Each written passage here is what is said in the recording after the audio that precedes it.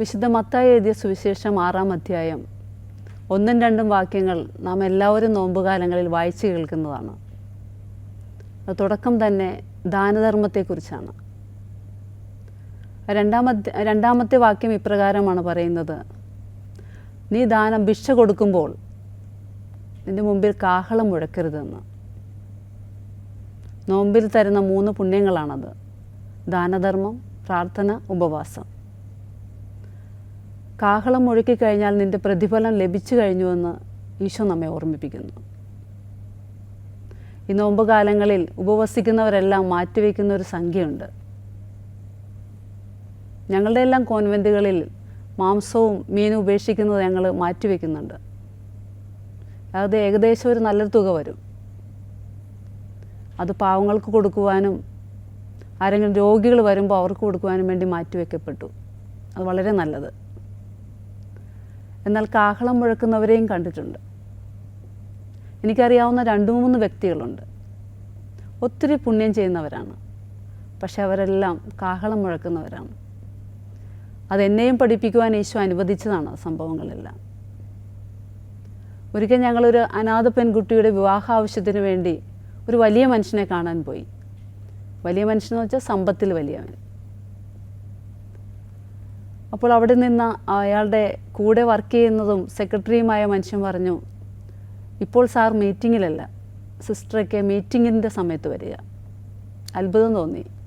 കാരണം എപ്പോഴും നമുക്കെല്ലാവർക്കും പ്രൈവറ്റായിട്ട് കാണുന്നതല്ലേ സൗകര്യപ്രദം. എന്തായാലും ഒരു ദിവസം പ്ലാൻ ചെയ്തു കാണാൻ വേണ്ടി ചെന്നു. മീറ്റിംഗ് നടന്നുകൊണ്ടിരിക്കുക. 200ഓളം ആളുകൾ കൊള്ളാവുന്നൊരു ഹാള്. അതിൽ ഇദ്ദേഹം സെൻറ്ററിലിരിക്കുന്നുണ്ട്. നല്ലൊരു മനുഷ്യൻ. അപ്പോൾ ഞങ്ങൾ വാതിക്ക് ചെന്നപ്പോൾ തന്നെ ആ സിസ്റ്റർ കയറി വാന്ന് പറഞ്ഞ് വിളിച്ചു. ചെന്നു. എന്താണ് നിങ്ങൾക്ക് വേണ്ടത്? ഞങ്ങൾ പറഞ്ഞൊരു പാവപ്പെട്ട പെൺകുട്ടിയാണ്, അനാഥയാണ്, അമ്മ മരിച്ചുപോയി, അപ്പനുണ്ട് പക്ഷെ തളർന്നു കിടക്കുക, വേറെ സഹോദരങ്ങൾ ആരുമില്ല, വിവാഹത്തിന് എന്തെങ്കിലും സഹായിക്കണം, എത്ര വേണം? ഇപ്പോൾ സെക്രട്ടറി അവിടെ നിന്ന് കണ്ണുകൊണ്ട് കാണിച്ചു, എത്ര ചോദിച്ചാലും കിട്ടും, ചോദിച്ചോളാൻ. നമുക്കൊരു ലിമിറ്റ് ഉണ്ടല്ലോ ചോദിക്കുന്നതിൽ. ഞങ്ങൾ 1 ലക്ഷം ചോദിച്ചുള്ളൂ. പുള്ളി അവരുടെ മുമ്പിലായിരുന്നുകൊണ്ട് 1.5 ലക്ഷം എഴുതിക്കോ സിസ്റ്റർ, ചെക്ക് തന്നോളാം. പുറത്തിറങ്ങി കഴിഞ്ഞപ്പോൾ എനിക്ക് ഭയങ്കര അത്ഭുതം തോന്നി. ഞാൻ സെക്രട്ടറിയോട് ചോദിച്ചു, എന്തുകൊണ്ടാണ് ഇന്നലെ കാണാൻ വന്നപ്പോൾ കാണാൻ പറ്റില്ല എന്ന് പറഞ്ഞത്? അപ്പോൾ ഞങ്ങളുടെ സാറിന് എല്ലാ പുണ്യങ്ങളും ഉണ്ട്, പക്ഷെ ഒരു കാര്യമേ ഉള്ളൂ, ആരെങ്കിലും മീറ്റിങ്ങിൽ വരുമ്പോഴാണെങ്കിൽ ഇത്തിരി കൂടുതൽ പൈസ കിട്ടും. അതുകൊണ്ടാണ് ഞാൻ പറഞ്ഞത് സിസ്റ്റർ മീറ്റിങ്ങിൻ്റെ സമയത്ത് വന്നാൽ മതിയെന്ന്. മനസ്സിലായി. നമുക്കെല്ലാവർക്കും അത് കേൾക്കുമ്പോൾ അറിയാം എന്താണ് കാര്യമെന്നുള്ളത്.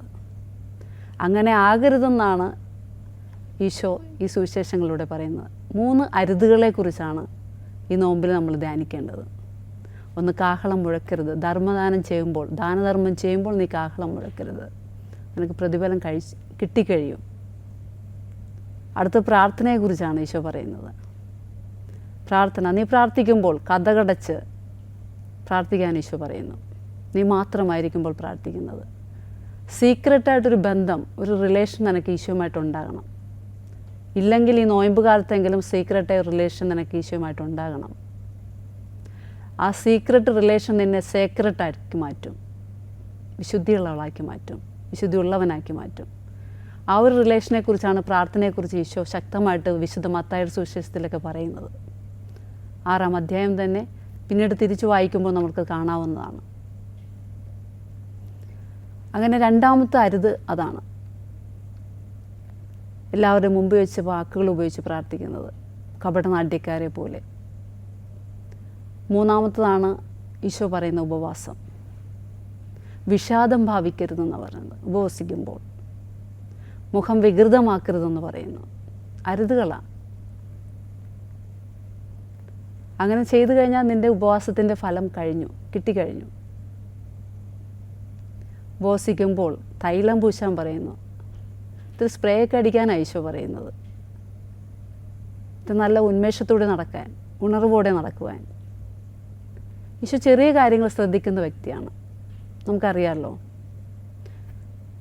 പാപിനിയായ സ്ത്രീ പാദം കഴുകാൻ വന്നപ്പോൾ ആ വീട്ടുടമസ്ഥൻ പറഞ്ഞില്ലേ, ഒരു പാപിയായ സ്ത്രീ നിന്നെ തുടർന്ന് നീ അറിയുന്നില്ലേ? ഈശോ പറയുന്ന ചെറിയ ചെറിയ കാര്യങ്ങളാണ്. ഞാനിവിടെ വന്നൊന്ന് ഈ പാദം കഴുകാൻ വെള്ളം തന്നില്ല. അത് ചെറിയ കാര്യമാണ്, പക്ഷേ ഈശോയ്ക്ക് അത് വലുതായിട്ട് തോന്നുന്നു. നോമ്പ് കാലങ്ങളിൽ നമ്മൾ ചെയ്യുന്ന ചെറിയ കാര്യങ്ങൾക്കും വിലയുണ്ട്. നോമ്പ് കാലങ്ങളിൽ മാത്രമല്ല, എന്ന് ചെയ്താലും. എങ്കിലും തിരുസഭ പ്രത്യേകമായിട്ട് തരുന്നൊരു കാലഘട്ടമാണ് ഈ നോമ്പ് കാലം. അവിടെ നമുക്ക് ചെറിയ കാര്യങ്ങൾ ചെയ്തുകൊണ്ട്, പ്രത്യേകിച്ച് പ്രാർത്ഥനയും ഉപവാസവും ദാനധർമ്മവും എല്ലാം ഈശോ ആഗ്രഹിക്കുന്ന വിധത്തിലാണോ ഞാൻ ചെയ്യുന്നത്, അല്ലെങ്കിൽ എൻ്റെ ഇഷ്ടമനുസരിച്ചാണോ ചെയ്യുന്നത്? അങ്ങനെയാണെങ്കിൽ ഈ അരുതുകൾക്കൊന്നും വിലയില്ല. ഈശോയുടെ ഈ അരുതുകൾക്ക് വില കൽപ്പിക്കുന്നുണ്ടെങ്കിൽ ഉപവാസവും പ്രാർത്ഥനയും ദാനധർമ്മവുമെല്ലാം ഈശോ ആഗ്രഹിക്കുന്ന വിധത്തിലാകാൻ നമുക്ക് ആഗ്രഹിക്കാം. ഇല്ലെങ്കിൽ അതിനുവേണ്ടി ഒരു പടിയെങ്കിലും നമുക്ക് മുന്നോട്ട് വെക്കാം, കുറച്ച് ത്യാഗങ്ങൾ സഹിച്ചുകൊണ്ട്.